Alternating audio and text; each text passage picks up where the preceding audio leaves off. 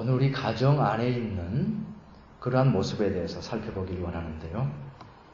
창세기에서 하나님께서 가정을 세우시고 하나님께서 친히 세우신 조직이죠. 하나님께서 가정을 세우시고 그 가정의 의미가 무엇일까를 창세기를 통해서 우리가 그 원리를 찾을 수가 있는데, 가정이라고 하는 것은 우리가 생각할 때는 먼저는 조직이 떠오르고 기능이 떠오르고 질서가 떠오릅니다. 아버지는 뭘 하고 어머니는 뭘 하고 자녀는 뭐 하고 아버지가 해야 될 일은 뭐고 기능과 질서와 조직 이런 것들이 생각이 나는데, 사실 창세기를 통해서 그 가정의 원형을 보게 되면 가정의 가장 중요한 요일이 뭐냐라고 하는 것을 살펴봤을 때 그것은 다름 아니라 교제, 코이노니아라고 하는 사실을 알게 됩니다. 가정이 되기 위해서, 가정이 가장 하나님께서 기뻐하시는 가정이 되기 위해서 가장 중요한 가정 안에서의 기준과 또한 가장 중요한 원리는 바로 교제에 있다라는 것이죠. 코이노니아가 그 가정 안에서 얼마나 이루어지고 있는가, 가정에 합당한 교제가 이루어지고 있는가라고 하는 것이 가장 중요한 요인이라고 하는 사실입니다. 그래서 창세기 보면은 아담과 하와가 만나서 가정을 이룰 때에 둘이 벌거벗었지만 조금도 부끄럽지 않았다, 이런 표현이 나오잖아요. 그 가정이 얼마나 완전한 교제 가운데 있었는가, 완전한 코이노니아 가운데 있었는가라고 하는 것을 보여주는 것입니다. 그렇기 때문에 우리가 건강한 가정을 추구하고 건강한 가정을 기도할 때에 우리에게 있어서 기준이 되는 것은 가정 안에 그 코이노니아, 가정으로서의 그 교제가 온전한가, 완전한가 라고 하는 것. 그 사실이 우리에게 있어서 기준이 된다라고 하는 사실입니다. 우리가 대화를 얘기할 때도 대화에도 단계가 있다고 그러잖아요. 첫 번째 단계는 그냥 상투적으로 인사하는 겁니다. 만났으니까 안녕하십니까 하는 게 이게 첫 번째 단계고, 두 번째 단계는 오늘 비가 오네요. 그 팩트, 사실에 대해서 나누는 거. 비가 온다라는 것은 사실이니까. 세 번째 단계는 이렇게 비가 많이 오는 거는 이 환경 문제 때문이에요. 이런 자기 의견을 얘기하잖아요. 자기 의견만 얘기해도 조금 수준 높은 대화가 되는 겁니다. 네 번째 단계는 비가 오니까 나는 마음이 꿀꿀하네. 자기의 마음을 나누죠. 그렇게 되면은 네 번째 단계, 상당히 수준 높은 대화가 되는 겁니다. 마지막 다섯 번째 단계는 뭐냐면 모든 것을 숨김없이 다 쏟아놓는 대화. 어떤 것도 가리워지지 아니하고 어떤 것도 막히지 아니하고 그 모든 것을 숨김없이 나눌 수 있는 완전한 교제, 벌거벗었으나 조금도 부끄럽지 아니한 그런 상태, 벌거벗었으나 조금도 부끄럽지 않은 그러한 교제의 상태가, 그 대화가 완전한 대화인 것처럼 가정 안에서의 코이노니아는 바로 그러한 벌거벗었으나 부끄럽지 아니한 온전한 교제 가운데로, 코이노니아 가운데로 들어갈 때에 그것이 건강한 가정의 기준이 된다는 사실입니다. 겉으로 볼 때 아무리 그럴듯해도 그 안에서 그 교제가, 코이노니아가 긴밀하게 그저 오며 가며 안녕하세요라는 이 아래 단계에 머물러 있는 것이 아니라 벌거벗었으나 부끄럽지 아니한 그런 단계로 우리의 교제가 가는가라고 하는 것이 가정에 있어서의 코이노니아의 기준이 되는 것입니다. 그런데 우리가 잘 아는 것처럼 이 코이노니아는 언제나 장벽이 있어요.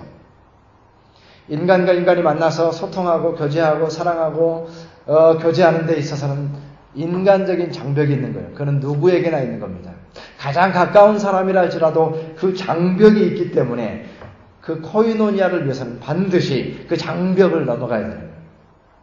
반드시 그 장벽을 극복해야만 진정한 코이노니아가 일어난다라고 하는 사실이죠. 대표적인 장벽이 뭡니까? 그것은 우리가 서로 다르다라는 데 있습니다. 우리는 서로 다른 사람들입니다. 남편과 아내도 다른 사람이고 또한 부모와 자식도 다른 사람이에요. 우리가 서로 다르다라는 사실, 이것이야말로 이 코이노니아와 교제에 있어서 가장 큰 장벽이 되는 겁니다. 다시 말해서 우리가 가정 안에서의 코이노니아를 회복하기 위해서 반드시 우리에게 필요한 것은 이러한 다름에 대한 극복이 필요한 거죠. 우리는 생각이 다르고 우리는 느끼는 바가 다릅니다. 우리는 좋아하는 바가 다르고 우리의 관심사가 달라요. 그리고 이 다르다라고 하는 것은 코이노니아에 있어서 큰 장벽이 된다는 사실이죠. 인류의 어떤 기록물 중에서 가장 오래된 기록물을 얘기할 때는 그 수메르의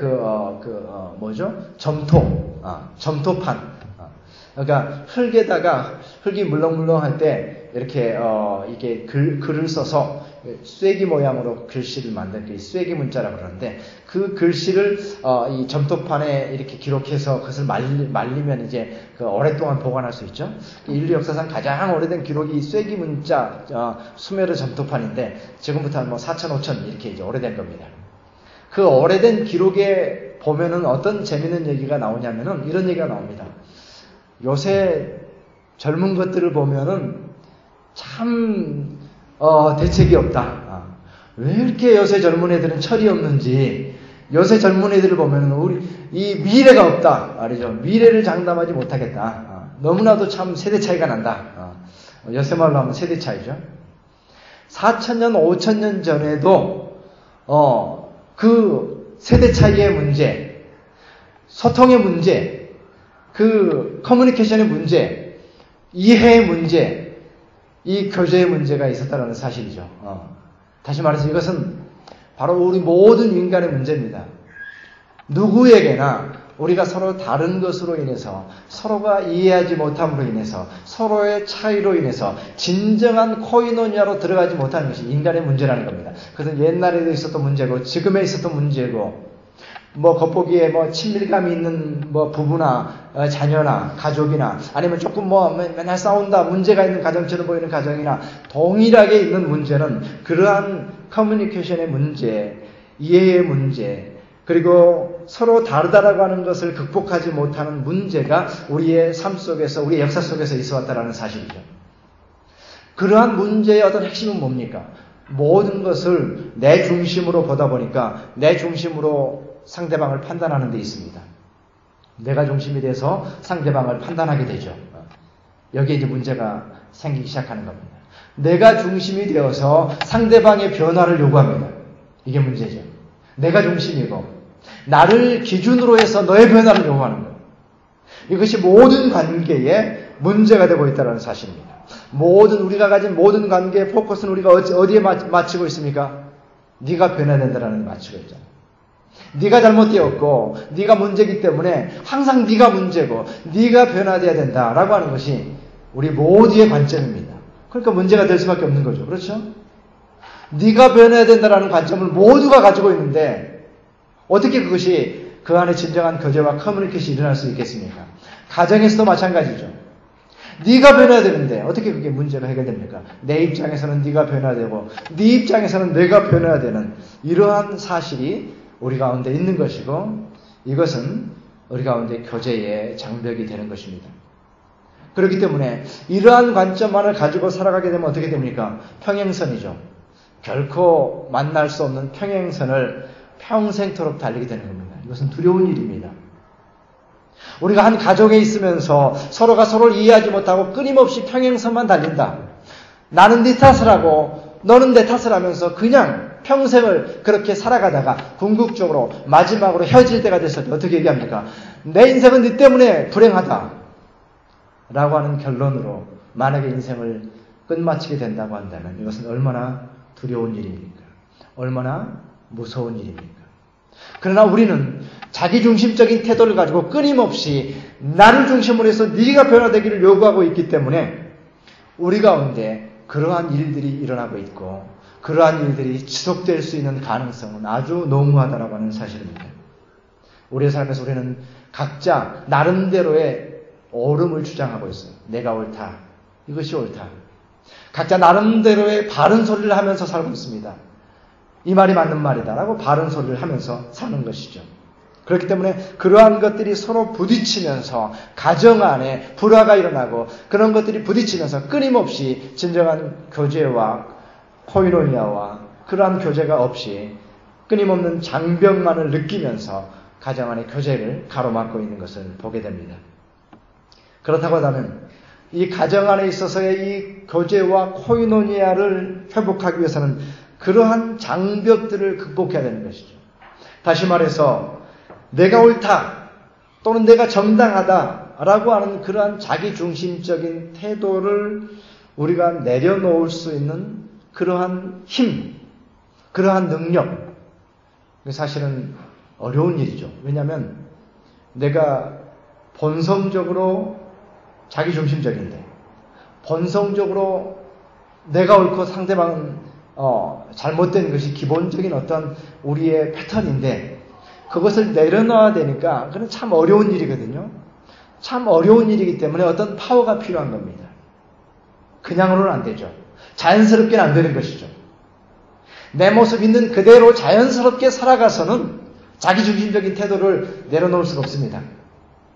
뭔가 우리 가운데 파워가 있어야만, 뭔가 힘이 있어야만 내가 자기중심성을 내려놓고 상대방을 이해할 수가 있게 되는 것이죠. 우리는 가정 안에서의 코이노니아를 회복하기 위해서 내가 자기중심성이고 내가 세상의 중심이다라고 하는 사실을 내려놓을 수 있는 다른 힘이 우리 가운데 필요하다라는 사실을, 그리고 그 힘이 다름 아니라 우리가 잘 알고 있는 사랑의 힘이라고 하는 사실을 깨달아야 됩니다.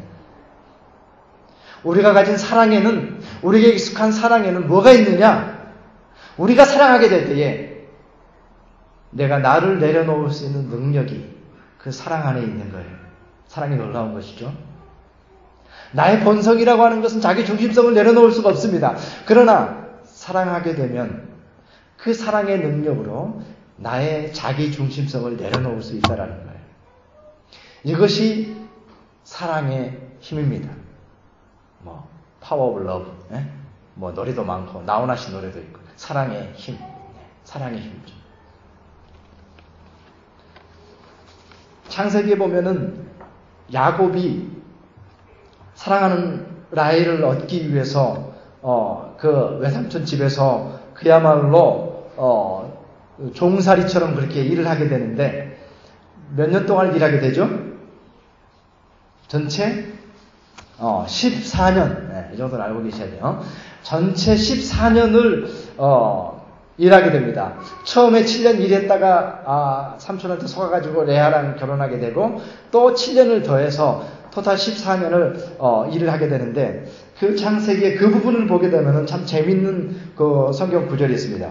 에베소서 말씀을 그대로 이렇게 표시를 해놓으시고 창세기 29장 20절 말씀을 한번 다 같이 읽어보겠습니다.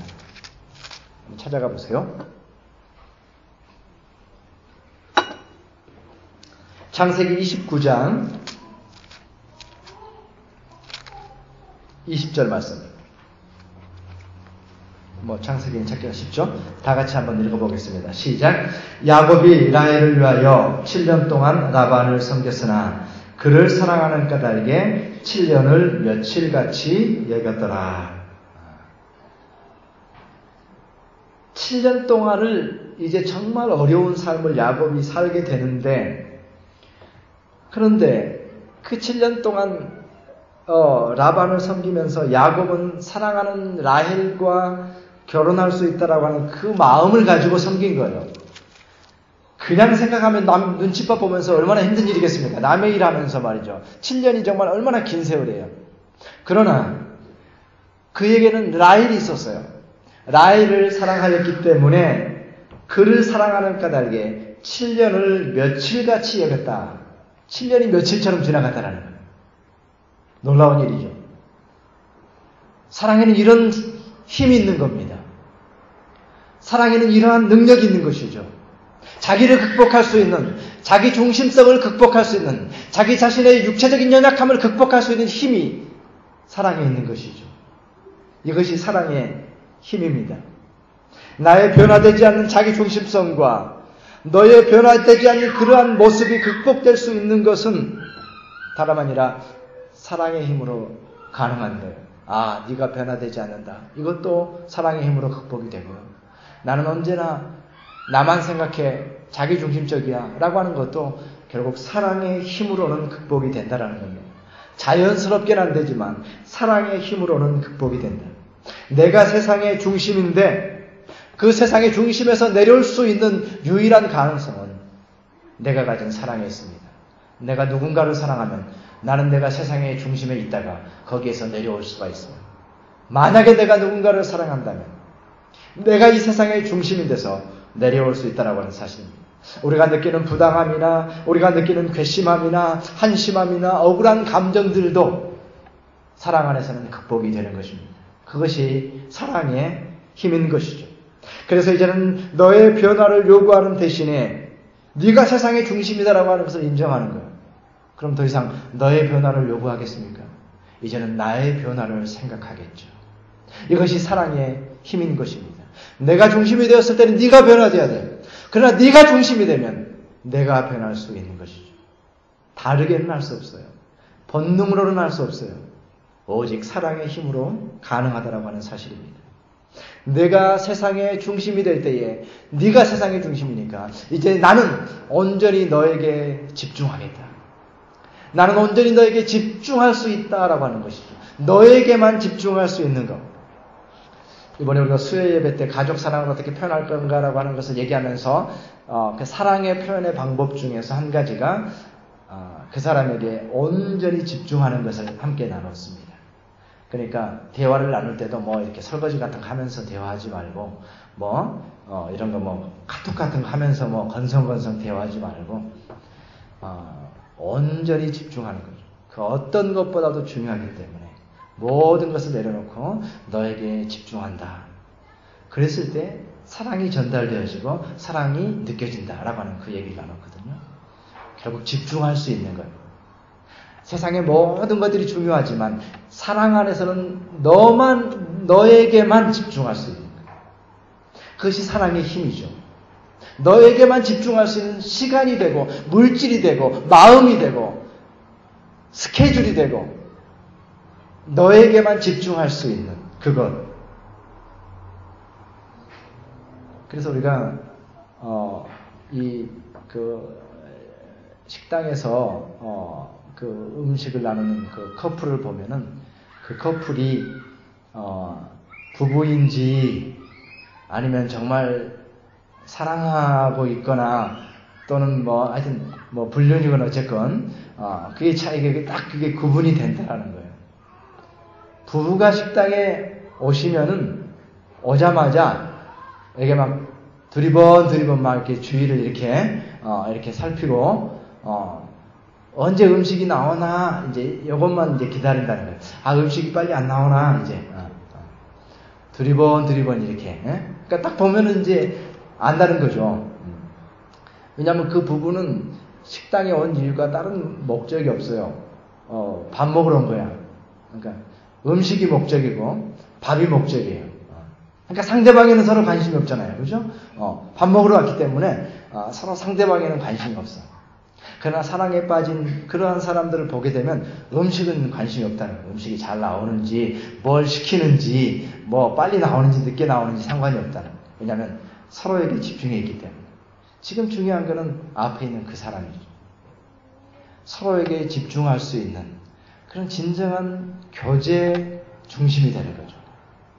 음식 중심이 아니라 하는 일 중심이 아니라 사랑의 힘이라고 하는 것은 바로 그 한 사람이 세상의 중심이 되게 하는, 세상의 중심으로 의식하게 되는 것이 사랑의 능력이라는 거예요.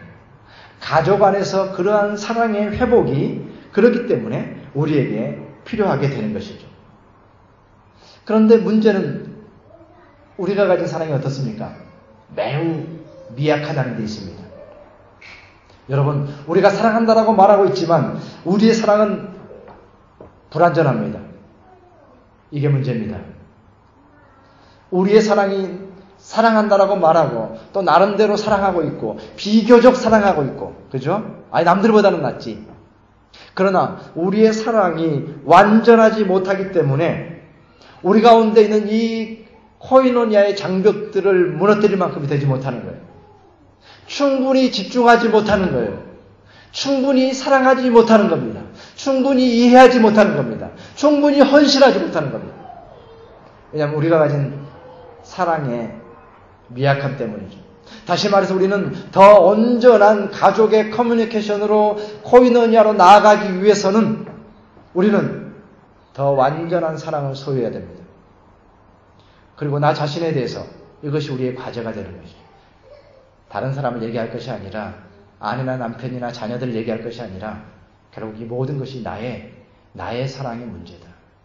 과연 내가 어떻게 하면 더 완전한 사랑으로 나아갈 것인가? 더 완전한 사랑으로 나아갈 것인가? 사랑인 것 같지만 사랑이 아닌 것, 이런 것들을 버리는 거죠. 우리가 혈육의 내리사랑을 볼 때 혈육의 사랑으로 사랑합니다. 완전히 헌신하죠. 그런데 그 결과가 의외로 내 사랑의 결과가 왜 이렇게 되었지? 의외의 결과를 가져올 수가 있습니다. 그건 무엇입니까? 그 사랑이 완전하지 않기 때문이에요. 혈육의 사랑, 내 피부 치니까 사랑한다. 조금 더 편안하게, 조금 더 문제없이 모든 게 잘 되고, 다른 사람들을 초월해야 되고, 다른 사람들 위에 서야 되고, 다른 사람은 몰라도 다른 아이들은 안 돼도 니는 잘 돼야 된다. 이러한 관점의 혈육적 사랑이 온전하지 않기 때문에 그 열매가 온전하지 못한 것이죠. 혈육의 내리사랑도 아니고 우리에게 있었던 falling in love, 나도 모르는 사이에 사랑에 빠지는 그 사랑이 있잖아요. 근데 그 사랑은 더 이상 유효기간이 있어가지고 더 이상 그 사랑은 우리에게 일어나지 않습니다. 그냥 나도 모르게 아무런 노력하지 않아도 사랑에 빠져서 그냥 사랑이 너무나도 행복했고 즐거웠던 그 시절은 지나갔어요. 우리가 추구하는 것이 또 그러한 사랑도 아닌 것이죠. 사랑에 빠지는 그러한 사랑도 아닙니다. 우리는 더 이상 사랑에 빠지지 않는 것이죠. 더 나아가서 이제는 사랑이라고 하는 것은 결단이야. 의지를 가지고 사랑해야지 라고 하는 그런 사랑의 결심을 할 수도 있습니다. 그런데 어떻습니까? 우리의 경험을 통해서 보게 되면 그러한 사랑의 결심도 너무나도 빨리 미천이 드러나는 것을 보게 됩니다. 우리의 사랑의 결심이 얼마나 연약한 것인지, 우리의 사랑의 결심이 얼마나 미력한 것인지 우리는 경험을 많이 했습니다. 그러한 모든 사랑, 우리가 온전한 사랑을 원하지만 그러한 사랑들이 우리 가운데 온전하지 못하기 때문에 우리는 신자로서 어떻게 하면 더 완전한 사랑을 가질 수가 있을 것인가? 내가 완전한 사랑을 갖는 것이 이제는 과제인데 이제 남은 것은 마지막 가능성은 내가 더 온전한 사랑을 가지고 우리 가족들을 사랑하는 것인데 어떻게 해야 내가 가족들을 사랑할 수 있을 것인가? 그리스도인의 관점에서의 우리의 답이 필요한 것이죠. 나는 그리스도인으로서 어떻게 더 사랑할 수 있을 것인가? 나는 그리스도인으로서 무엇을 통해서 온전한 사랑을 갖게 될 것인가? 이 답을 가지고 있어야 됩니다. 사람들이 가지고 있는 혈육의 사랑도 아니요, 사랑에 빠지는 것도 아니요, 내가 사랑해야지라고 하는 어떤 그 율법적인 사랑도 아닌 신자로서 가지는 사랑, 그것은 무엇일까? 내가 하나님을 사랑하기 때문에 가지는 그 사랑. 오늘 말씀은 우리가 에베소의 말씀을 통해서 우리에게 말하고 있는 것은 사랑 가운데 뿌리가 내리고 터가 굳어져서 이런 표현이 있습니다. 사랑의 뿌리와 사랑의 터에 대해서 말씀해요. 터는 땅이라고도 할 수 있고, 그죠? 사랑의 뿌리. 그 사랑이라고 하는 것이 어디에 뿌리를 내리고 있느냐라고 하는 것을 묻는 거예요. 사랑에는 뿌리가 중요한 것이고, 그 뿌리가 어디에 내려져 있는가에 따라서 우리는 사랑을 배우는 자이고, 사랑을 드러내는 자이고, 사랑을 비추는 자로서 우리의 사랑이 결정되는 겁니다. 우리의 사랑이 어디에 뿌리 내리고 있는가, 어디에 어느 땅에 뿌리를 내리고 있는가가 중요하다는 사실이죠. 사랑의 뿌리와 터에 대해서 뿌리가 어디에 있느냐, 뿌리가 어떤 땅에 내리고 있느냐. 그 사랑은 뿌리가 있는 사랑이죠. 나로부터 시작된 사랑이 아닙니다. 나의 노력으로부터 발원된 사랑이 아닙니다. 나의 능력으로 이루어내는 사랑이 아닙니다. 완전한 사랑은 뿌리가 있는 사랑이어야 됩니다. 가족을 온전히 사랑하고 가족을 온전히 이해할 수 있는 그 사랑은 뿌리를 가진 사랑이어야 되는데 그 뿌리는 하나님 안에 내리게 되어 있는 것이죠. 사랑 자체이신 하나님께 뿌리가 내려져 있느냐? 여기에 달려있다라는 것입니다. 사랑 자체이신, 사랑 그분이신 하나님께 우리가 뿌리가 내려져 있느냐에 따라서 우리는 나를 극복하는 사랑을 할 수 있느냐 없느냐가 거기에서 결정된다는 사실입니다. 나의 본능을 극복하는 사랑이 어떻게 가능할 것인가? 우리의 사랑이 하나님께 뿌리 내려질 때에. 에베소서 읽었던 3장 그 본문의 말씀 중에서 19절의 말씀을 한번 우리 다 같이 읽어보도록 합니다. 에베소서 3장 19절의 말씀 같이 읽겠습니다. 시작. 그 너비와 길이와 높이와 깊이가 어떠함을 깨달아 하나님의 모든 충만하신 것으로 너희에게 충만하게 하시기를 구하노라. 아멘. 여기에서 하나님의 사랑에 대해서 말하면서 그 사랑의 뿌리가 내리고 터가 굳어지는데 그 너비와 길이와 높이와 깊이가 어떠함을 깨달아. 그 사랑의 그 놀라움, 그 사랑의 위대함, 사랑의 부피, 그 사랑에 대해서 사랑을 깨닫게 되는 것이죠. 그리고 더 나아가서 그 사랑의 뿌리가 내려지고 하나님의 사랑으로 충만해진다라는 표현이 나오잖아요. 거기에 충만해진다. 가득 찬 사랑이죠. 하나님의 사랑이 가득 채워진 상태. 그러니까 사랑을 우리가 사랑한다라고 하는 어떤 그러한 사랑으로가 아니라 하나님의 온전한 사랑이 우리 가운데 채워져 있어서 충만해서 그 사랑은 자연스럽게 그 충만함으로부터 흘러나가는 사랑이죠. 그 사랑이 될 때에만 우리는 세상과 구별되어지는 하나님의 사랑에 뿌리 내려진 그 사랑을 갖게 될 때에 그 사랑이 모든 관계를 서럽게 할 것이다. 내가 가진 사랑으로서가 아니라 하나님의 충만한 사랑이 우리 가운데 채워져 있어요. 그리고 그 사랑이 흘러 넘쳐서 가족들을 사랑하게 되고 아내와 남편을 사랑하게 되고 자녀들을 사랑하게 될 때에 그 사랑이 온전한 사랑이 될 것이며 그 사랑이야말로 진정한 교제 가운데로 모든 관계를 새롭게 하는 사랑이 될 것이다 라고 말씀하고 있습니다. 이것이 그리스도인으로서 우리가 가진 대답입니다. 혈육의 사랑도 아니요, 내가 의지를 가지고 사랑하는 것도 아니요, 사랑에 빠지는 사랑도 아니요, 우리의 사랑은 하나님의 사랑이 우리 가운데 채워져서 그것이 자연스럽게 흘러가는 사랑이 되어서 그 온전한 사랑을 우리가 가지게 될 때에 그 사랑이 모든 것을 새롭게 할 것이다. 우리 가족 안에 있어서 이 교제들을 새롭게 할 것이다 라고 하는 것을 우리에게 말씀하고 있는 거예요. 하나님의 사랑 앞에 도전을 받는 것이죠. 지난 주간에 우리 신학교에 신학 수업이 있어가지고 학생들이 수업을 듣고 한 주간 수업을 듣고서 이제 돌아가게 됐습니다. 그 신학생 중에 한 분이 이제 정말 참 무거운 얼굴로 찾아와서 그 대화를 하게 됐습니다. 그 신학생의 얘기가 뭐냐면은 공부를 하는 중에 요셉에 대해서 듣게 됐는데, 요셉은 자기 형제들이 팔아넘겼지만 나중에 형제들 용서하잖아요.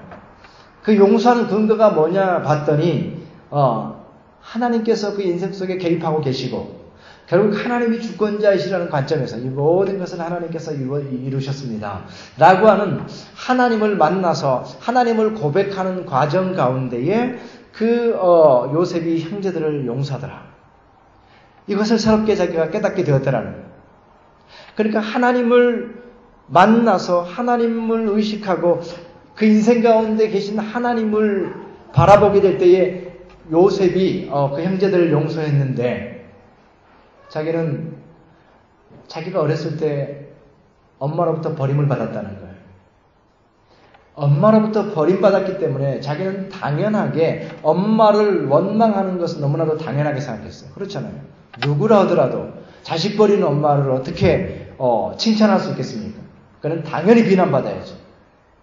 자기가 살아온 인생 동안 그는 그렇게 살았다는 거예요. 어머니는 당연히 나를 버렸으니까 나로부터 비난받아야 돼. 그런데 이 요셉의 말씀을 통해서 그가 놀랍게 도전을 받았더라는 거예요. 정말 나를 버린 어머니를 용서하는 게 맞습니까? 이 도전 앞에 서게 된 거예요. 참 많이 울면서 얘기하더라고요.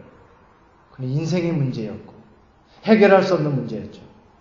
그리고 누구라도 버림받았으니까 원망하는 거 맞지라고 말할 수 있을 겁니다.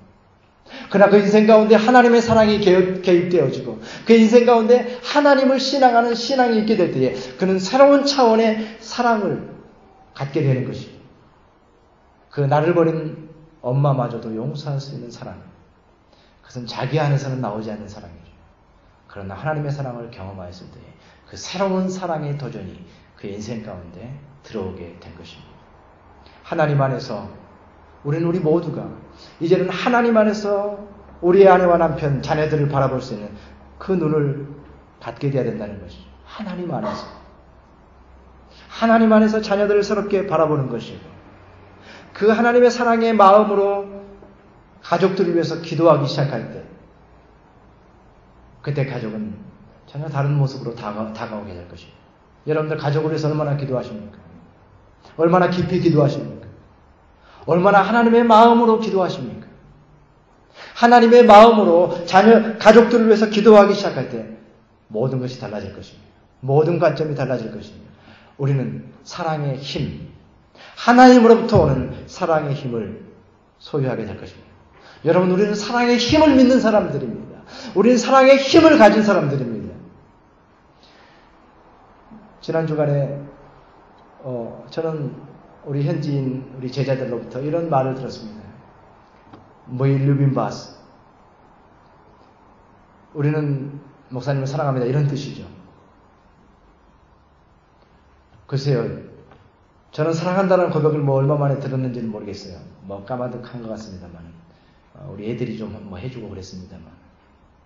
근데 그 입에서 나온 그 말이 목사님 사랑합니다 라는 말이 저를 정말 뭐라고 할까요? 익숙한 말이죠. 근데 제 가슴을 때리고 제 머리를 때리는 말이더라고요. 목사님, 우리는 당신을 사랑합니다.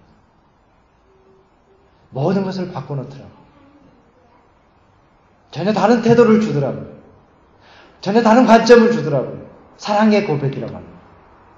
여러분, 우리가 가진 사랑, 부족하지만 하나님 안에 있는 그 충만한 사랑을 우리가 가졌을 때에 우리가 당신을 사랑한다, 내가 너를 사랑한다라고 고백하게 될 때에 그것이 얼마나 위대한 것인지를 알아야 됩니다. 그 믿음을 가지고 하나님께서 주신 사랑으로 우리가 가족들을 사랑하게 될 때에 모든 것을 바꿀 수 있다는 사실. 오늘 우리가 이 사랑의 관점에서 아직도 가족을 누군가를 원망하고 탓하고 있다고 한다면 그러한 마음을 우린 내려놔야 됩니다. 먼저 나 자신을 돌아봐야 됩니다. 완전한 사랑은 나의 사랑입니다. 내 안에 채워진 하나님의 사랑입니다. 하나님의 사랑으로 내 안에 채워지기 시작할 때 하나님이 모든 것을 새롭게 하신다고 분명하게 말씀하셨죠. 하나님의 사랑이 우리 가운데 있다고 한다면 모든 것을 새롭게 하실 것입니다. 우리의 가족을 새롭게 하실 것입니다. 나누어진 그런 관계들을 새롭게 하실 것입니다. 우리의 자녀들을 새롭게 하실 것입니다.